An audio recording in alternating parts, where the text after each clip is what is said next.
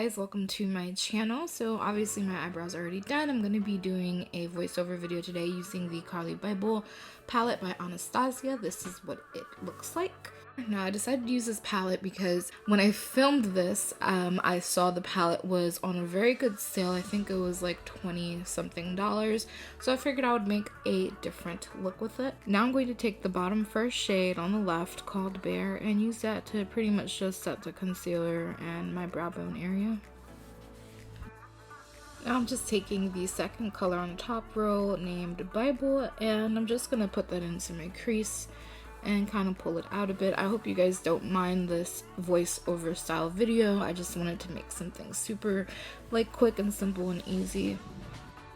I decided to start packing it in on the inner corner. I was trying to go for kind of a lazy spotlight eye kind of look, so just gonna pack that in the inner corner and blend it back over the top until you get it to your desired color. So now I'm going in with the fifth color on the bottom row. It's a red color. I'm not sure how to pronounce it. I don't know if that's supposed to be Steve or Steph. I don't really watch Carli Bybel. I really don't think I've ever watched her channel at all, so I'm not sure if it's something she says or a person that's something to do with her. I don't know, guys, but it's the reddish color and I'm going to just be basically packing it in the same exact areas as I did the Bybel color. So I used a sponge tip applicator, grabbing the second to last shade called Aura. Obviously if you wanted this to be like a really chiseled spotlight eye, I would say to use your concealer and really cut it out, give it a clean slate, and then put on whatever color you're going to be using for the center.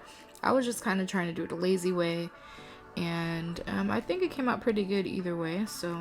And here I'm just taking that red color just to blend the edges out a little bit to help give the spotlight a little more shape since we didn't cut the center out with concealer.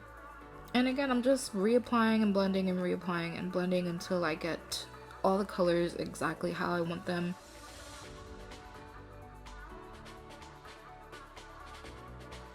And basically this is how the look came out. I think it's super cute and simple. You can add wing liner if you wanted to. The mascara looks really good with it. And yeah, I really like how it came out. I'm sorry if the video was too short. Hopefully the next one will be a bit longer, but I hope you did like it and I will see you next time. Bye!